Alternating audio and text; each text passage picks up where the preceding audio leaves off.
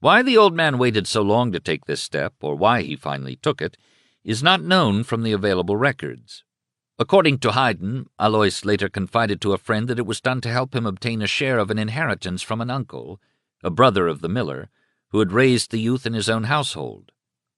At any rate, this tardy recognition was made on June 6, 1876, and on November 23rd the parish priest at Düllersheim, to whose office the notarized statement had been forwarded, scratched out the name of Alois Schicklgruber in the baptismal registry, and wrote in its place that of Alois Hitler. From that time on, Adolf's father was legally known as Alois Hitler, and the name passed on naturally to his son. It was only during the 1930s that enterprising journalists in Vienna, delving into the parish archives, discovered the facts about Hitler's ancestry, and, disregarding old Johann Georg Hiedler's belated attempt to do right by a bastard son, tried to fasten on the Nazi leader the name of Adolf Schicklgruber. There are many weird twists of fate in the strange life of Adolf Hitler, but none more odd than this one, which took place 13 years before his birth. Had the 84-year-old wandering miller not made his unexpected reappearance to recognize the paternity of his 39-year-old son nearly 30 years after the death of the mother, Adolf Hitler would have been born Adolf Schicklgruber. There may not be much or anything in a name, but I have heard Germans speculate whether Hitler could have become the master of Germany had he been known to the world as Schicklgruber. It has a slightly comic sound as it rolls off the tongue of a South German. Can one imagine the frenzied German masses acclaiming a Schicklgruber with their thunderous Heils? Heil Schicklgruber! Not only was Heil Hitler used as a Wagnerian, pagan-like chant by the multitude in the mystic pageantry of the massive Nazi rallies, but it became the obligatory form of greeting between Germans during the Third Reich, even on the telephone, where it replaced the conventional hello. Heil Schicklgruber? It is a little difficult to imagine. Hitler himself seems to have recognized this. In his youth he confided to the only boyhood friend he had that nothing had ever pleased him as much as his father's change of names. He told August Kubizek that the name Schicklgruber seemed to him so uncouth, so boorish, apart from being so clumsy and unpractical. He found Hiedler too soft, but Hitler sounded nice and was easy to remember. August Kubizek, The Young Hitler I Knew, page 40. Since the parents of Alois apparently never lived together, even after they were married, the future father of Adolf Hitler grew up with his uncle, who, though a brother of Johann Georg Hiedler, spelled his name differently, being known as Johann von Nepomuk Hitler. In view of the undying hatred which the Nazi Führer would develop from youth on for the Czechs, whose nation he ultimately destroyed, the Christian name is worthy of passing mention. Johann von Nepomuk was the national saint of the Czech people, and some historians have seen in a Hitler's being given this name an indication of Czech blood in the family. Alois Schicklgruber first learned the trade of shoemaker in the village of Spital, but being restless like his father, he soon set out to make his fortune in Vienna. At 18, he joined the border police in the Austrian customs service near Salzburg, and on being promoted to the customs service itself 9 years later, he married Anna Glasl-Hörer, the adopted daughter of a customs official. She brought him a small dowry and increased social status, as such things went in the old Austro-Hungarian petty bureaucracy. But the marriage was not a happy one. She was 14 years older than he, of failing health, and she remained childless. After 16 years they were separated, and 3 years later, in 1883, she died. Before the separation, Alois, now known legally as Hitler, had taken up with a young hotel cook, Franziska Matzelsberger, who bore him a son, named Alois, in 1882. 1 month after the death of his wife, he married the cook, and 3 months later she gave birth to a daughter, Angela. The second marriage did not last long. Within a year, Franziska was dead of tuberculosis. 6 months later, Alois Hitler married for the third and last time. The new bride, Clara Pulzel, who would shortly become the mother of Adolf Hitler, was 25, her husband 48, and they had long known each other. Clara came from Spital, the ancestral village of the Hitlers. Her grandfather had been Johann von Nepomuk Hitler, with whom his nephew, Alois Schicklgruber Hitler, had grown up. Thus Alois and Clara were second cousins, and they found it necessary, as we have seen, to apply for episcopal dispensation to permit the marriage. It was a union which the customs official had first contemplated years before, when he had taken Clara into his childless home as a foster daughter during his first marriage. The child had lived for years with the Schicklgrubers in Braunau, and as the first wife ailed, Alois seems to have given thought to marrying Clara as soon as his wife died. His legitimation and his coming into an inheritance from the uncle who was Clara's grandfather occurred when the young girl was 16, just old enough to legally marry. But as we have seen, the wife lingered on after the separation, and, perhaps because Alois in the meantime took up with the cook Franziska Matzelsberger, Clara, at the age of 20, left the household and went to Vienna, where she obtained employment as a household servant. She returned 4 years later to keep house for her cousin. Franziska, too, in the last months of her life, had moved out of her husband's home. Alois Hitler and Clara Pölzel were married on January 7, 1885, and some 4 months and 10 days later their first child, Gustav, was born. He died in infancy, as did the second child, Ida, born in 1886. Adolf was the third child of this third marriage. A younger brother, Edmund, born in 1894, lived only 6 years. The fifth and last child, Paula, born in 1896, lived to survive her famous brother. Adolf's half-brother, Alois, and his half-sister, Angela, the children of Franziska Matzelsberger, also lived to grow up. Angela, a handsome young woman, married a revenue official named Raubal, and after his death worked in Vienna as a housekeeper and, for a time, if Haydn's information is correct, as a cook in a Jewish charity kitchen. In 1928, Hitler brought her to Berchtesgaden as his housekeeper, and thereafter one heard a great deal in Nazi circles of the wondrous Viennese pastries and desserts she baked for him, and for which he had such a ravenous appetite.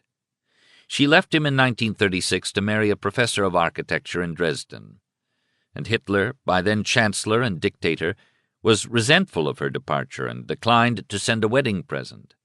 She was the only person in the family with whom, in his later years, he seems to have been close, with one exception. Angela had a daughter, Gaily Raubal, an attractive young blonde woman with whom, as we shall see, Hitler had the only truly deep love affair of his life. Adolf Hitler never liked to hear mention of his half-brother. Alois Matzelsberger, later legitimized as Alois Hitler, became a waiter, and for many years his life was full of difficulties with the law. Haydn records that at 18 the young man was sentenced to 5 months in jail for theft, and at 20 served another sentence of 8 months on the same charge. He eventually moved to Germany, only to become embroiled in further troubles.